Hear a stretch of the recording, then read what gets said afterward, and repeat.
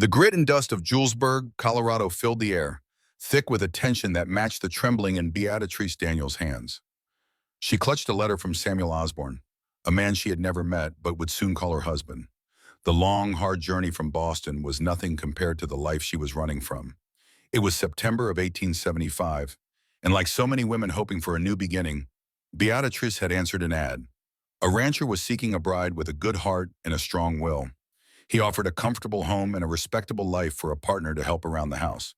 For Beatrice, those words were a lifeline after her father's passing left her in the hands of her cruel cousin, Edwin. Beatrice tried to smooth the wrinkles from her worn-out blue dress, flinching when her fingers brushed over the dark bruises hidden beneath the cloth. The last time Edwin had laid a hand on her was still a fresh, aching memory of her escape. She had spent the very last of her inheritance to book passage out west, praying with every mile that Samuel Osborne was a kinder man. The main street of Julesburg was alive with commotion, even as the afternoon sun began to dip low. Men in dusty boots and wide hats walked with purpose, moving from the general store to the saloon. A few women in simple dresses hurried on their way, stealing curious looks at the newcomer. Beatrice held tight to the small bag that carried everything she owned. She scanned the crowd, her heart pounding, wondering which of these strangers was the man she was meant to marry.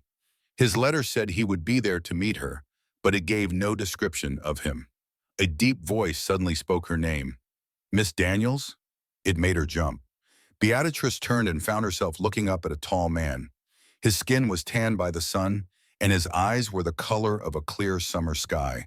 He had neatly trimmed brown hair under a wide-brimmed hat. His clothes were worn from hard work, but they were clean. Mr. Osborne? She asked, her voice barely a whisper. He gave a nod, taking off his hat as a sign of respect. Samuel Osborne, but please, most folks, just call me Sam.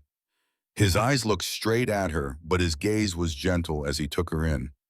Welcome to Julesburg. Was the trip all right? It was long, Beatrice said, but not too bad. The lie came easily. In truth, every jolt of the stagecoach had sent a fresh wave of pain through her bruised ribs. Sam seemed to accept her answer with a simple nod. My wagon is just over yonder. It is about an hour's ride out to the ranch. He reached for her bag. Is this all you brought with you? Yes, Beatrice answered, letting him take the small case. I did not have much to pack. A brief look of surprise passed over Sam's face, but he said nothing about it. Instead, he offered her his arm. Well, let us get you home then. You must be exhausted. Beatrice paused for a moment before she laid her gloved hand on his arm. She was half expecting his grip to be rough and tight. When it was not, she let him lead her down the street to a strong wagon hitched to two healthy horses. Sam helped her up onto the wooden seat, and his touch was careful as he made sure she was steady. As she sat down on the hard bench, a sharp pain shot through her and she could not stop a small gasp. Are you all right, Miss Daniels? Sam asked, his voice filled with real concern. Yes, I am fine, she answered quickly, just a little sore from all the traveling. Sam's eyes narrowed just a bit, but he did not push her for more. He climbed up beside her, took the reins, and with a soft click of his tongue got the horses moving. As the town faded behind them, Beatrice found herself watching her future husband out of the corner of her eye. He was younger than she had imagined, maybe 30 years old. His hands were strong and sure as he handled the reins. He had a handsome profile, with a straight nose and a strong jaw covered by a light beard. The ranch is not what you would call fancy, Sam said, breaking the quiet between them. But it is a good, solid place, and it is growing. I have about 60 head of cattle, a few chickens, 2 good milk cows, and plenty of land to grow when the time is right. It sounds wonderful, Beatrice replied politely, though she knew absolutely nothing about running a ranch. Her life back in Boston had been comfortable, at least until her father passed away and changed everything. There is something you should know, Sam went on, his tone becoming more serious. I am offering you a marriage of convenience, Miss Daniels. I need a wife to help with the cooking and the cleaning and things like that. In return, you will have a home, food on the table, and my protection. He cleared his throat. I do not expect anything more, unless that is something we both decide on later. A wave of relief washed over Beatrice, loosening the tight knot in her shoulders. I understand, Mr. Osborne. That is exactly what I was expecting when I answered your advertisement. The wagon rumbled on in silence after that, leaving the fields behind for rolling grasslands dotted with sagebrush. Far off in the distance, Beatrice could see the dark outline of mountains against the setting fog. Well, there she is, Sam said at last. He pointed ahead to a simple homestead sitting among a grove of cottonwood trees. Home. The ranch house was plain but looked sturdy, with a long porch across the front. A barn and a few other buildings stood nearby. Further out, Beatrice could see cattle grazing in fenced-in pastures. It was not a grand estate, but it looked peaceful. It looked safe. She had not felt safe in a very long time. As they pulled into the yard, a big, shaggy brown dog came bounding out to meet them, barking with excitement. That is just Buck, Sam explained with a small laugh. His bark is worse than his bite. Beatrice managed a small, tired smile as the dog ran in happy circles around the wagon, his tail wagging like crazy. Sam pulled the wagon to a stop and hopped down. He walked around to Beatrice's side to help her. As he lifted his hands toward her, she flinched without thinking. A look crossed Sam's face. Maybe he recognized her fear, but he did not say a word. He just held his hands out, palms up, letting her make the choice and to take them. After a brief pause, Beatrice put her hands in his and let him help her to the ground. The movement sent a jolt of sharp pain through her side, and she could not hold back a gasp. Miss Daniels, Sam said softly, still holding her hands gently, if you are hurt, you ought to tell me. I am not a doctor, but Mrs. Patterson down the road knows a thing or two about medicine. I can go fetch her, if you need. No, Beatrice said a little too quickly. No, thank you. I am just weary from the trip. A good night of sleep is all I need. Sam looked at her face for a long moment, then slowly nodded. All right, then. Let me show you inside. The ranch house was simple on the inside, but it felt warm and comfortable. The main room was a large space that served as both a kitchen and a living area. It had a solid wooden table with a few chairs and a big stone fireplace. Two doors led out of the main room. Sam explained they were the bedrooms. That one is yours, he said, pointing to the smaller room.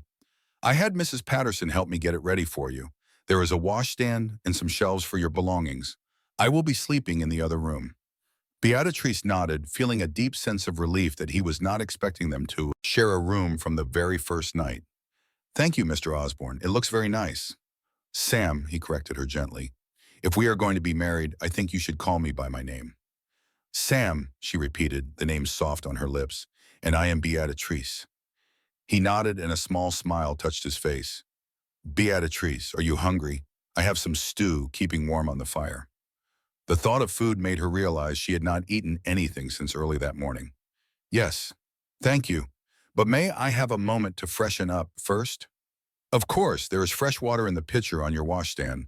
I will bring your bag right in. While Sam went to get her things, Beatrice went into her new room.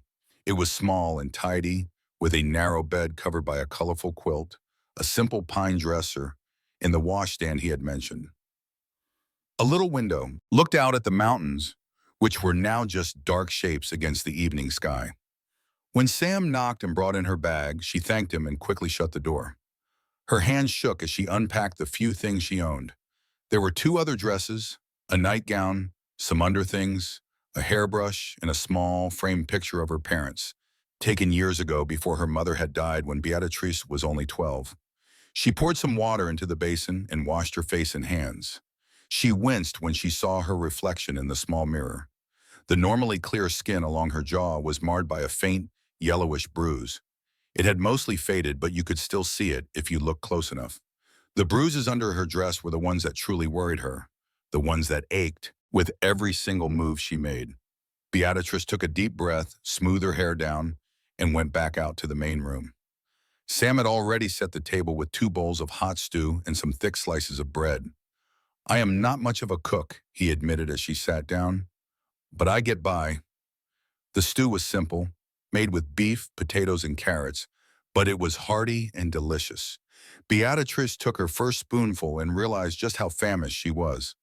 They ate quietly for a few minutes, the silence comfortable rather than awkward. Then Sam spoke. I was thinking we could get married this Sunday, he said. The preacher only comes to town once a month, and he is due this weekend, unless you would rather wait a while. Beatrice quickly shook her head. Sunday is perfect. I have no reason to put it off. Sam gave a nod. I have arranged for you to stay with Mrs. Patterson till then. She is about the most decent woman in these parts, and it is not proper for us to be under one roof before the wedding. A wave of relief washed over Beatrice, but shame followed right behind it. This man was giving her a new home, his name, and his protection, and all she felt was glad to be away from him. That is mighty kind of you, she said in a low voice. It is nothing, Sam answered. I am just doing what is right. After they ate, Sam showed Beatrice the rest of the house and the outside buildings. He introduced her to the animals and explained how the ranch worked. She was tired clear through to her bones, but Beatrice tried to listen closely, knowing this place would soon be her home, and these jobs would be hers to do. When it got dark, Sam hitched the horses to the wagon again. I will take you over to Mrs. Patterson's place now. It is not far, just over the next hill.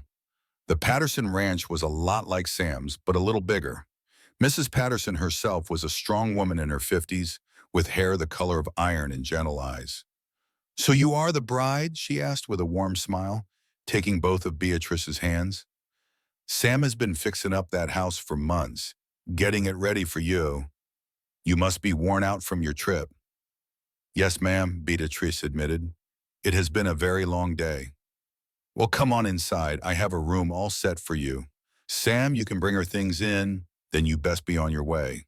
You will see your bride come. Sunday. Sam did as she asked, carrying Beatrix's bag into a small, cozy bedroom. Before he walked out, he looked at Beatrice. I will come get you on Sunday morning, around 10 o'clock. The preacher starts at 11 o'clock. I will be ready, Beatrice promised him. After Sam was gone, Mrs. Patterson showed Beatrice where to find everything and handed her a clean nightgown. It might be a little big on you, she said with an apology, but it is good enough for sleeping. Left alone in her room, Beatrice got undressed slowly as every little move sent a jolt of pain through her. The bruises on her ribs and back had turned a deep, ugly purple, and smaller marks dotted her upper arms where Edwin had grabbed her in their last fight. A quiet knock on the door made her jump, and Beatrice quickly pulled the nightgown down over her head. Yes? I brought you some warm milk, dear, Mrs. Patterson called through the door. Can I come on in? One moment, please, Beatrice answered, smoothing the gown down before she opened the door. Mrs. Patterson came in holding a steaming mug, but her kind smile faded when she saw the bruise on Beatrice's jaw, which showed up clearer in the lamplight. Her eyes got sharp, but she did not say a word as she handed the milk to her. Thank you, Beatrix said, looking down at the floor. You know, Mrs. Patterson started, sounding casual, my own husband was not always a gentle man. When we were first married, he had a bad temper. He left marks on me more than a few times. Beatrice's head shot up, her eyes wide with surprise. I do not know what you are talking about. I think you do, Mrs. Patterson answered softly. The way you flinch when you move, and how you hold yourself so stiff and careful. I know what those signs mean. Tears filled Beatrix's eyes, but she fought to keep them from falling. It was not Sam, if that is what you are thinking. We only just met today. I know that, child. Sam Osborne is a good man. He is one of the best I have ever known. But somebody hurt you, and it happened not long ago, from the looks of it. Beatrix's control finally broke. She sat down hard on the edge of the bed, the mug shaking in her hands. My cousin, she whispered. After my father passed, I had to go live with him. He was not a kind man. Mrs. Patterson sat down next to her, placing her worn hand over Beatrix. You are safe now, she said. Sam will not hurt you. And your cousin is a long way from here. But how can you be so sure? Beatrice asked. It was the fear that had followed her the whole way here. How do I know Sam is not just like Edwin once we are married? Because I have known that boy since he was 16 years old, just arrived on a wagon train with nothing but his clothes and a dream to own his own piece of land.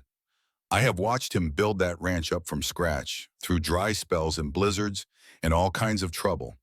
I have not once seen him lift his hand in anger, not even when he had every reason in the world to be mad. Beatrice wanted to believe her more than anything. I surely hope you are right. I know I am. Now you drink that milk and get some sleep. You have had a long journey and you have a busy few days ahead. After Mrs. Patterson left, Beatrice drank the warm milk and looked out the window at the endless blanket of stars. She had come all this way out west, looking for a safe place to escape to. Now all she could do was pray she had finally found it. The next morning, Beatrice woke to the sound of chickens clucking and the smell of coffee brewing. For a second, she did not know where she was, confused by the strange room. Then all the memories from the day before came rushing back. She got out of bed carefully. Her body was still sore, but it was a little better after a good night's rest. She washed up and put on her only other dress, a plain gray one that had seen better days, and then she went to the kitchen. Mrs. Patterson was standing at the stove frying up some bacon. "Good morning, dear. Did you sleep all right?" "Better than I have in a long time," Beatrice confessed. "Thank you for letting me stay here." "Oh, that is nonsense. It is nice to have the company. My Arthur has been gone 5 years now, and it can get awful lonely out here by myself," she said, putting a plate of eggs and bacon down in front of Beatrice. "Eat up now. We have got things to do today." "Things?" Beatrice asked. "Well, we cannot have you getting married in one of those old travel dresses. We need to find you something fitting for a bride." Beatrice's face turned red. "I am afraid I do not have money for a new dress. What I have will have to be good enough." Mrs. Patterson just waved her hand. "Sam left me some money. He said to make sure you had everything you needed. He is a practical man, but he wants to see this done properly." After breakfast, Mrs. Patterson hitched up her own wagon, and the two of them rode into Julesburg. The town seemed different in the daylight, not so scary, but just as busy. Their first stop was the general store, where Mrs. Patterson greeted the man behind the counter like an old friend. "Morning, Thomas. This here is Beatrix Daniels. She is going to be Sam Osborne's bride." The storekeeper, a round man wearing glasses, gave a warm smile. "Welcome to Julesburg, Miss Daniels. Sam is a good customer and an even better friend. You are getting a fine man for a husband." "Thank you," Beatrice said quietly, still not used to the idea of being anybody's wife. Mrs. Patterson moved through the store, picking out fabric, ribbons, and thread. She asked Beatrice about colors, but for the most part, she took charge. "Sarah Miller is the best seamstress in this whole county," she explained. "We will go to her place next." The seamstress was a young widow who had quick fingers and a sharp wit. She took Beatrice's measurements, making a soft clucking sound when Beatrice flinched as the tape pressed against her sore ribs. "She had a fall getting out of the stagecoach," Mrs. Patterson said smoothly, giving Beatrix a look that meant, "Be quiet. City folk are not used to our rough roads." Sarah nodded her head, believing the story. "We will have to work fast to get something made by Sunday, but it can be done. Something simple but pretty, I think." By the time they got back to the Patterson ranch that afternoon, Beatrice was worn out, but she felt more hopeful than she had in months. The people in Julesburg had all been so kind, and every single one of them had something good to say about Sam. "You are a lucky one, you know," Mrs. Patterson said later, as they sat on the porch shelling peas for supper. "Sam Osborne could have chosen any girl from around here. More than one family has tried to get his attention for their daughters." "Then why did he send so far away for a bride?" Beatrice asked, truly wanting to know. Mrs. Patterson thought about it for a moment. "I think Sam has always kept to himself. He came out west alone and he built that ranch all on his own. It might just be easier for him to marry a stranger than to go courting a girl whose family he has known for years." She stopped for a second. "And besides that, there is the whole business with his sister." "His sister?" Beatrice had not heard him talk about any family. "Clara. She passed away about 5 years ago. Her husband was a mean drunk. He used to beat her terribly. By the time Sam found out what was happening and went to bring her home, it was already too late." Mrs. Patterson's voice grew soft with sadness. "I think that is why he has been so careful about finding a wife. He could not save Clara, but he can make darn sure he never turns into a man like her husband." That story sent a cold shiver down Beatrice's spine. It made perfect sense now. No wonder Sam had looked at her so closely when she had winced from the pain. He knew the signs because he had seen them before in his own sister. The next 2 days were a whirlwind of getting ready. Sarah Miller worked like magic with the fabric, sewing a simple but lovely blue dress with white lace on it for the wedding. Mrs. Patterson taught Beatrice the basics of running a ranch house, from how to bake bread in a tricky wood stove to how to do laundry when water was scarce.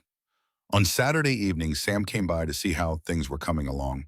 He talked mostly to Mrs. Patterson, but his eyes kept drifting over to Beatrice as she set the table for supper. Everything is all set for tomorrow, Mrs. Patterson told him. Your bride has on a proper dress, and Reverend of Johnson should be arriving on the morning stage. Good, Sam nodded. I have asked a few of the neighbors to come by for a small get-together after the service. Nothing fancy, just some food and good wishes. You will stay and eat with us? Mrs. Patterson asked, if it is no trouble. All through the meal, Beatrice could feel Sam watching her. His look was not pushy, just thoughtful. When Mrs. Patterson went to fetch a sweet treat, and in the quiet moment they had, he turned right to her. Beatrice, are you having any second thoughts about this? The question took her by surprise. No, why would you say that? Sam gave a little shrug. Marrying a man you barely know is a mighty big step. I surely wouldn't hold it against you if you were rethinking things. Are you? Wow, she asked right back, her heart starting to beat a little faster. No, he said, plain and simple. I still reckon this arrangement can be a good thing for the both of us, but I need you to be sure. I am, Beatrice said, and the conviction in her own voice was a surprise. I want this marriage, Sam. He nodded, and she saw the tightness go out of his shoulders. Good. That is good to hear. The morning of their wedding came up clear and bright. Mrs. Patterson helped Beatrice get into the blue dress and fixed her honey blonde hair into a simple, lovely style with a few white wildflowers tucked in. You look absolutely beautiful, the older woman said, taking a step back to look at her handiwork. Sam is one lucky man. I am the lucky one, Beatrice answered in a soft voice, to have found such goodness when I needed it the most. Mrs. Patterson gave her hand a gentle squeeze. You deserve every bit of kindness, child. Do not you ever forget that. They got to the little white church in town right as the Reverend Johnson, a man with a serious face but a kind voice, was finishing up his regular Sunday sermon. Most of the folks in the pews stayed on for the wedding, eager to get a look at Sam Osborne's mail-order bride. As Beatrice walked down that short aisle, holding the arm of Thomas, the store owner who offered to give her away, she finally saw Sam waiting at the altar. He was wearing a new-looking black suit, all clean and pressed, with his hair combed neat and his face freshly shaved. The way he looked at her as she came in toward him made her forget to breathe. It was not desire, not really, but something much deeper. It was like he recognized a part of her, like he understood. The ceremony itself was short, but it felt full of meaning. When the Reverend said they were now husband and wife, Sam paused for just a second before he leaned down and gave Beatrice a simple, proper kiss on the lips. It was the first time they had touched beyond a handshake, and a surprising warmth bloomed inside her from that small contact. The party afterward was at the town's little hotel where tables had been set up in the main dining room, all piled high with food the neighbors had brought over. Beatrice met so many people that their names and faces all started to run together, but every single person was warm and welcoming. As the afternoon stretched on, Beatrice felt a deep weariness set in. The effort of keeping a smile on her face and making small talk was a heavy toll on her body, which was still mending. Sam saw how tired she was and quietly decided it was time for them to leave. We ought to be getting back to the ranch, he announced to the room. I have got animals that need tending to, and my wife needs her rest after all this excitement. A few folks smiled knowingly and made some good-hearted jokes that, made Beatrice's cheeks turn pink. But before long, they were sitting in Sam's wagon, making their way back to the place that was now their home. The quiet between them was a comfortable one, not a tense one, as they were both lost in their own thoughts about the big step they had just taken. When they pulled up to the ranch, Sam helped Beatrice down from the wagon with that same careful gentleness he had shown her from the very start. Welcome home, Mrs. Osborne, he said, his voice low. Hearing her new name startled Beatrice, but it was a pleasant kind of surprise. Thank you, Mr. Osborne, she answered with a little smile. Inside, Sam got a fire going to chase away the evening chill while Beatrice took off her wedding bonnet and gloves. "Are you hungry?" he asked her. "Mrs. Patterson packed up some food for us." "Little," Beatrice confessed, "but I can fix something if you'd rather." "No need for that. This is your wedding day. You should not have to be cooking." Sam moved around the kitchen like he knew just what he was doing, putting out bread, cheese, and some of the cold meat from the party.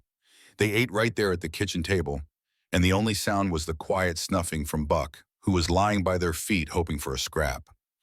After they ate, Sam took care of the dishes, and he would not let Beatrice help. "You need to rest," he told her. "It has been a long day." The question of what would happen next hung in the air between them. They were married by law, but they both knew they were still just strangers. "I will be turning in soon myself," Sam added, answering the question she had not dared to ask. "Mornings come early on a ranch." Beatrice nodded, feeling a wave of relief mixed with a strange hint of disappointment. "I will say goodnight then." In her room, which she guessed was their room now, though Sam had not made any move to come in with her, Beatrice changed into her nightgown. Her wedding dress was hanging on a peg, a solid reminder of how much her life had changed in a single day. She was just about to get into bed when she heard a soft knock on the door. "Beatrice, may I come in?" Her heart started to pound as she wrapped a shawl around her shoulders. "Yes, of course." Sam came in, still in his clothes but with the top button of his shirt undone. He was holding a small wooden box which he placed on the dresser. "I have something for you, a wedding present." Surprised, Beatrice walked over to the dresser. The box was beautifully made, with a design of leaves set into the lid. "It is beautiful." "Go on, open it," Sam urged her. Inside, resting on a piece of soft cloth, was a silver hairbrush in mirror set. The handles had the same leaf design as the box, and the silver was polished so bright it shone. "Sam," Beatrice whispered, picking up the brush like it was something sacred. "This is too much." "It belonged to my mother," he explained.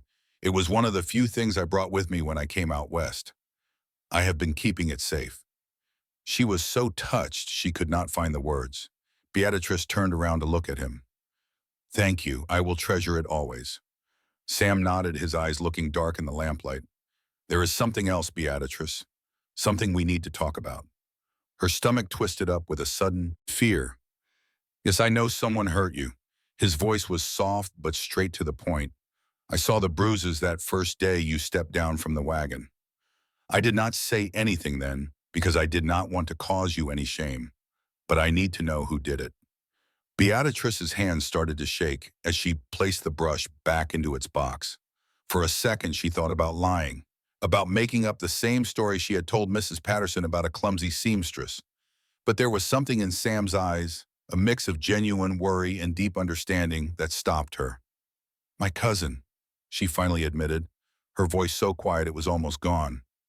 "After my father passed, I had no place to go.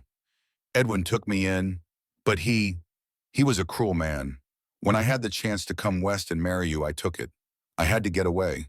Sam's jaw went tight, and a muscle ticked in his cheek. "Did he ever force himself on you?" "No," Beatrice said right away. "No, it was not that. He was just always angry. I never knew what little thing might set him off.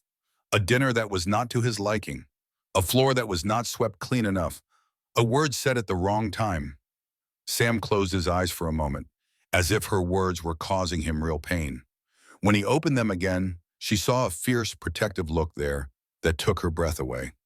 "I need you to understand something, Beatrice," he said, and he took one step closer but kept a respectful space between them. "I will never lay a hand on you.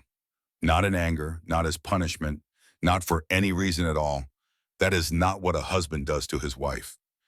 Tears started to well up in Beatrice's eyes. "Mrs. Patterson told me about your sister." Sam's face softened with a deep sadness. "Clara, yes, I was too late to help her, but I made a promise to myself that I would never again stand by and let a woman be harmed." He reached out his hand slowly so she would see it coming and gently took hers. "You are safe here, Beatrice. I give you my word on it." A single tear rolled down Beatrice's cheek. "Thank you," she whispered. Sam squeezed her hand one time, then let it go. "I will sleep in the other room tonight, and for as many nights as you want. This marriage does not have to be like most, Not unless we both decide we want it to be. Relief and gratitude washed over Beatrice in a powerful wave. I think I would like some time, she admitted. Take all the time you need, Sam said. We have the rest of our lives to figure all this out. He moved back toward the door. Good night, Beatrice. Good night, Sam.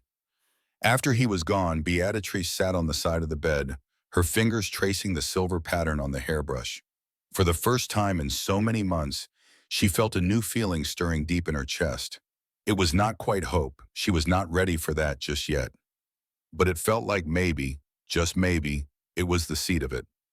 The next few weeks fell into a comfortable routine as Beatrice got used to being a rancher's wife. Sam was up before the sun every day to see to the animals, while Beatrice made breakfast and packed him a meal for midday if he was working too far from the house. Her days were spent learning the rhythms of the ranch, from cooking and cleaning to mending clothes, and she slowly started taking care of the chickens and the garden. He was true to his word. Sam kept sleeping in the spare room, but they would spend their evenings together near the fireplace. Sam would often read to her from one of the few books he had, while Beatrice did her mending or knitting. Other times they would just talk, sharing little pieces of their lives from before they ever met. Beatrice found out that Sam came west when he was just 16, after his parents passed from the flu. He worked as a ranch hand for years until he saved up enough to buy his own piece of land. And she, in turn, told him about growing up in Boston, how her father worked as a clerk for a shipping company, and how her mother had died when she was just a girl. Slowly but surely, the bruises on Beatrice's body vanished, and along with them, so did some of her fear. She still jumped at sudden noises and said sorry far too much, but it was happening less and less as the days went by. Sam was always patient, his quiet strength a steady comfort. October rolled in, bringing a chill to the air and the start of the cattle roundup. For days on end, Sam was gone from before sunrise until long after sunset, working with the neighboring ranchers to gather the herds for market. Beatrice worried about him out in the cold, but she kept her concerns to herself, knowing this was just the way of ranch life. On the fourth day, a bad storm blew in out of nowhere, unleashing a driving rain and howling winds. Beatrice paced the floor of the small house, her heart jumping at every creak of the timbers, praying he would make it home safe. Just as night fell, Buck started barking up a storm. She threw open the door to see Sam swinging down from his horse, drenched clean through and shaking with cold. "Sam," she cried out, rushing onto the porch. "Get inside now, you are freezing solid." He let her guide him into the house, his usual quiet confidence washed away by the cold and pure exhaustion. Beatrice took over, poking the fire until it roared to life and setting a kettle of water on the stove to boil. "You need to get out of those wet clothes," she said, her voice firm. "I will get a hot bath ready." "Too cold to argue," Sam mumbled, and headed to his room while Beatrice began hauling buckets of water to fill the big metal tub. By the time Sam came back, out wearing dry pants and a thick wool shirt, the bath was steamy and ready. The whole kitchen was starting to feel warm from the roaring fire. "I don't think I have ever been happier to see a roof over my head," Sam said with a sigh of relief as he sank into the hot water. Beatrice had politely turned her back to him, keeping busy with making a hot supper, but she could not help but smile at his words. "That storm came on so fast," she said. "I was worried sick." "Nearly lost a couple of calves in the creek," Sam answered, his voice thick with weariness. "But we got them out. Anderson broke his arm when his horse went down, though." "Oh no, will he be all right?" Beatrice asked, her brow furrowed with worry. The Andersons were their closest neighbors, their ranch a good 5 miles away. "Doc reckons he will be. The boy is young and tough." Sam was quiet for a minute before he added, "It got me to thinking, though, if something happened to me out on the range, you would be all alone out here." Beatrice turned around to face him, forgetting for a moment that he was in the tub. The water was up to his chest, and she could see his strong, sun-browned shoulders and arms. His dark, wet hair was curling at the back of his neck. The closeness of the moment hit her all at once, and she felt a blush creep up her neck. "I am stronger than I look," she said, quickly turning back to the stove. "And the neighbors would help." "Still," Sam insisted, "you ought to know how to handle a rifle. For hunting, if nothing else.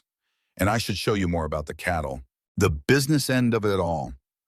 The genuine worry in his voice was a balm to her soul. Edwin had never once cared what would become of her. In fact, he had often threatened to throw her out with nothing to her name. "I would like that," she said, her voice soft. After Sam had finished his bath and was dressed in warm, dry clothes, they sat down to the simple but filling meal she had made. Sam's hands were still stiff with cold, and he fumbled with his fork. Without even thinking, Beatrice reached across the little table and took both his hands in hers, rubbing them gently. Sam went completely still, his eyes wide with surprise. It was the first time she had ever reached for him first. "Your hands are like blocks of ice," she explained, suddenly feeling shy. But she did not let go. "You will never get warm like that." A slow, gentle smile spread across Sam's face. "They are feeling warmer already," he said quietly. They stayed like that for a long moment, their hands clasped across the table, a silent understanding passing between them. Then Sam gave her fingers a gentle squeeze before letting go. "The food is getting cold," he said, "and you went to so much trouble." That night, as Beatrice lay in her bed listening to the wind howl outside, she kept thinking about the look in Sam's eyes. There was surprise, yes, but there was something more, a warmth that had nothing to do with the fire. For the very first time, she let herself wonder if this marriage could be more than just a safe arrangement. The idea was both terrifying and wonderful. In the weeks after the storm, things began to change between them. Little touches happened more often. Sam would rest his hand on the small of her back as they walked from the barn. Beatrice's fingers would brush against his when she handed him his morning coffee. Their shoulders would touch as they sat by the fire at night. Each touch was small, but it was building something solid between them, like a bridge of trust. True to his word, Sam started teaching her about the ranch. He showed her how to use the rifle, his large, steady hands guiding hers as she aimed at a line of old bottles on a fence post. He walked her through the pages of the ledgers where he kept track of every sale and every expense, and he never once lost his patience when she fumbled with the numbers. November came, bringing shorter days and longer nights. The first snow of the season fell, covering the whole world in a blanket of clean, quiet white that took her breath away. She had grown up in Boston, so she was no stranger to snow, but this was different. The endless, untouched white of the Texas prairie felt pure. "It is just so beautiful," she whispered, standing on the porch one morning as the sun came up over the snowy fields. Sam was pulling on his work gloves, getting ready to go check on the herd. But he stopped beside her. "It sure is," he agreed. But when she looked up at him, he was not looking at the sunrise. He was looking right at her, his eyes filled with a quiet admiration. Beatrice felt a warm blush rise in her cheeks, and for the first time, she did not look away. She met his gaze, letting him see the feelings that she had been trying so hard to hide. Sam's expression softened. He reached out and gently tucked a stray piece of her hair behind her ear. "I will be back before noon," he said, his voice a little husky. After he rode off, Beatrice pressed her fingers to the spot he had touched, her heart thumping in her chest with a new and thrilling feeling. That evening, as they sat by the fire, Sam closed the book he had been reading aloud from. "Beatrice," he said, his voice suddenly serious, "there is something I need to ask you." She looked up from her sewing, seeing the earnest look on his face. "What is it, Sam?" He shifted in his chair, looking a bit nervous, which was not like him at all. "We have been married for over 2 months now, at least on paper." He stopped for a second as if he was trying to find the right words. "I want you to know, I am fine with how things are, but, well, I find myself hoping for more." Beatrice's heart started to pound. She had been thinking the same thing, but had no idea how to say it. "More?" Sam looked her straight in the eye. "I would like for us to be husband and wife in every way, but only if that is what you want. I will never, ever push you." The sincerity in his voice was so clear, it nearly moved her to tears. It was the complete opposite of her life with Edwin, where what she wanted never mattered at all. "I have been thinking about that too," she confessed in a small voice. A flicker of hope lit up Sam's eyes. "You have?" Beatrice nodded. She set down her sewing and took a deep breath to steady herself. "When I first came here, I was broken. Not just my body, but my spirit. I did not trust anyone, especially not men." She paused. But you, Sam, you have shown me what a truly good man is. You have been patient, and kind. You have given me the time I needed to heal, to feel strong again." Sam's face was serious as he listened, his gaze never leaving hers. I think I am ready for more now," Beatrice went on, her voice barely a whisper. "I think I have been ready for a while, but I was scared." "Scared of what?" Sam asked softly. "Scared that when you really got to know me, saw all the scars inside and out, that you would change your mind, that I would disappoint you." Sam got up from his chair and came over to kneel in front of her. He took her hands in his. "Beatrice, look at me." She lifted her gaze to his, feeling vulnerable but safe. "You could never disappoint me," he said, his voice full of conviction. "You are the strongest, bravest woman I have ever known. To live through what you did, to take a leap of faith on a complete stranger, to build a new life 1,000 miles from home, that takes a kind of courage most people only dream of." Tears welled up in her eyes at his words. "Thank you for seeing that in me, when I could not see it myself." Sam reached up and brushed away a tear that had slipped down her cheek. "I see you, Beatrice, all of you, and I think I am falling in love with you." Those words hung in the quiet room, so honest and so powerful. Beatrice felt the very last wall she had built around her heart turn to dust. "I think I am falling in love with you too," she whispered back. Sam's smile was like watching the sun rise, slow and then suddenly brilliant. Gently giving her every chance to turn away, he leaned in and kissed her. It was nothing like the quick, formal kiss at their wedding. This one was real. It was tender at first. Then it deepened as Beatrice answered back, her hands coming up to rest on his shoulders. When they finally pulled apart, they were both breathing a little faster, their eyes shining with a perfect new understanding. "Would you come to my room tonight?" Sam asked in a low voice. "Not for anything you are not ready for, but just to sleep next to me, so we can start being a real husband and wife." Beatrice simply nodded, her throat too tight with emotion to speak. That evening, for the very first time, they shared the same bed. They laid there in the dark, face to face, whispering to each other until they drifted off to sleep. Sam held her gently, his arms feeling like a safe harbor, not a prison, and Beatrice could not believe how protected she felt, how right it all was. In the weeks that came after, they became closer in every sense. Their physical relationship developed slowly, with Sam always showing patience, always focused on her comfort and happiness. She found a kind of joy in their marriage bed that she never knew was possible. The fears from her past were replaced by a deep sense of trust and affection. When December rolled in, bringing the holiday spirit, Beatrice poured all her energy into making a wonderful Christmas for their first year as a true couple. She baked cookies using her mother's old recipes, made simple decorations from pine branches and ribbons, and secretly knitted Sam a thick, warm scarf from wool she had bought on her last trip into town. On Christmas Eve, they came home from a get-together at the Pattersons' place to find their house warm and inviting against the snowy night. As they stood near the fireplace, Sam gave Beatrice a small gift wrapped in plain brown paper and tied up with a piece of string. "Merry Christmas," he said, watching her face as she opened it. Inside lay a simple but lovely locket made of polished silver. It was beautiful. When Beatrice opened it, she saw a tiny picture of Sam on one side, while the other side was empty. "It is just beautiful," she whispered. "Miss Patterson helped me get the portrait made the last time I was in town," Sam told her. "I was thinking that maybe one day we could add a picture of you." Or, he paused, then said quietly, "or maybe a child when the time is right." Beatrice looked up at him in surprise, her heart doing a little flip. A child. Sam's face was full of tenderness as he took her hands in his. "I have been thinking about us starting a family.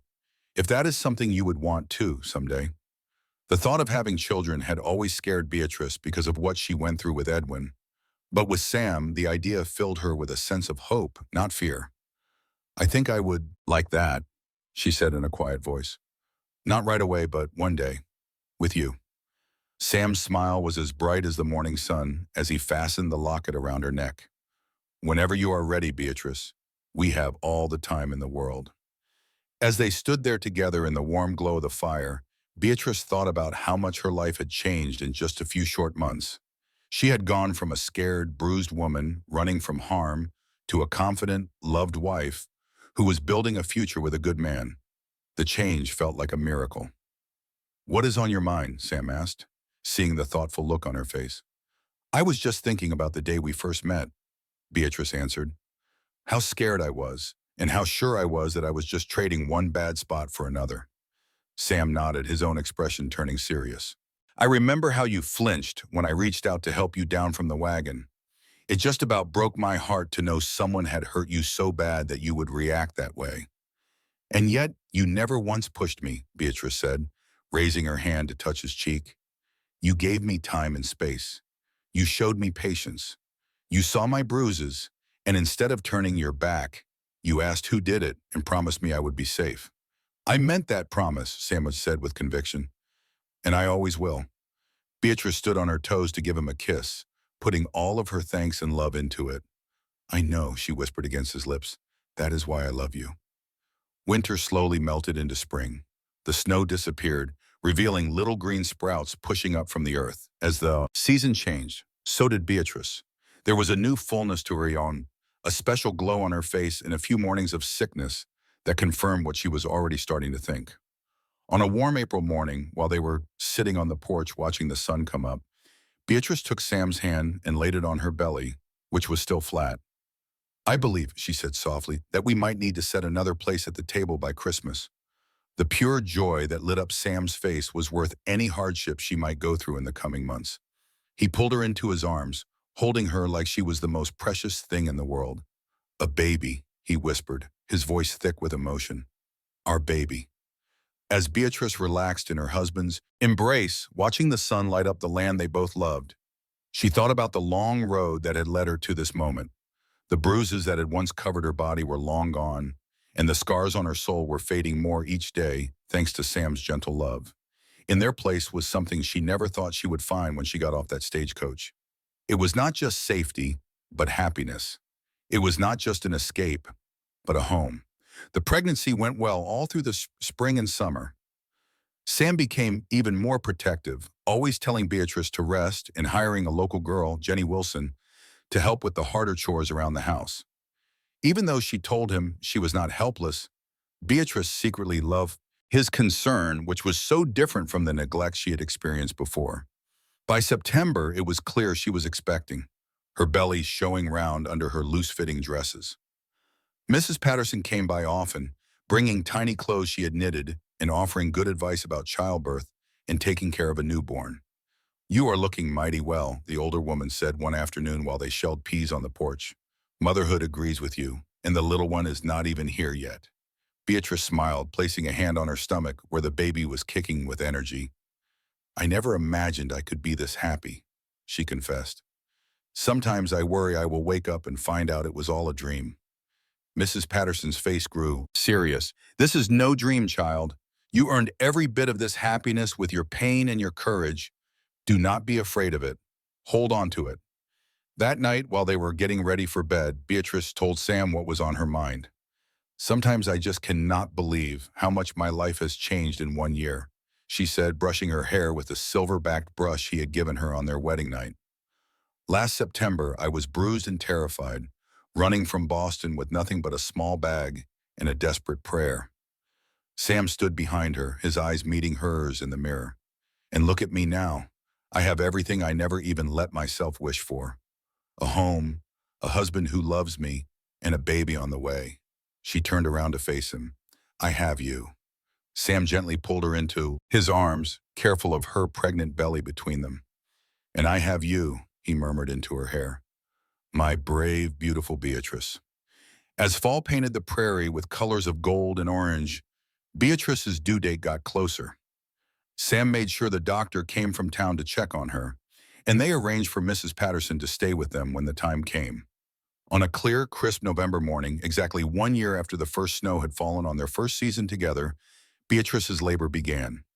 The pains came on slowly at first, but got stronger all day long until, by evening, she was in their bed with Mrs. Patterson and the doctor by her side, while Sam paced back and forth outside the bedroom door. The labor was long and hard, But Beatrice met it with the same quiet strength that had seen her through every other trial in her life. Just after midnight, as the first snowflakes of the new winter started to drift down past the window, her son was born. He was a strong, healthy boy with a full head of dark hair like his father's, and eyes that, when they opened for a moment, hinted at his mother's blue-green color. "Samuel," Beatrice whispered when they laid the bundled baby in her arms. "Samuel Thomas Osborne." When they finally let Sam into the room, his face was a mix of worry and hope. The sight of Beatrice, looking tired but glowing with happiness as she held their son, brought tears to his eyes. "Come and meet your son," she said gently.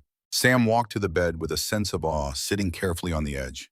He reached out a finger to gently touch the baby's cheek. "He is perfect," he breathed, "just like his mother." "I named him Samuel," Beatrice said, "after his father, and Thomas, for your father." When Sam's eyes met hers, they were so full of love that Beatrice felt her heart could just burst with joy. "Thank you," he whispered, leaning down to kiss her forehead. "For him, for everything." As the snow fell gently outside their window, covering the world in a clean white blanket, the new family stayed close together in the warmth of their home, a safe place built not just with wood and stone, but with patience, understanding, and love. Over the next 5 years, the Osborne Ranch did well and expanded, and so did their family. Little Samuel, who they called Tommy to tell him apart from his father, was later joined by a sister, Clara Rose, named after Sam's sister who had passed, and Beatrice's mother. The children grew up healthy and strong in the fresh air and wide-open country of the Colorado prairie. Their laughter filled the ranch house, which Sam had made bigger to fit their growing family. Beatrice blossomed too. She was no longer the scared, bruised woman who had gotten off the stagecoach. She had grown into a confident rancher's wife, a woman the whole community respected for her kindness and quiet strength.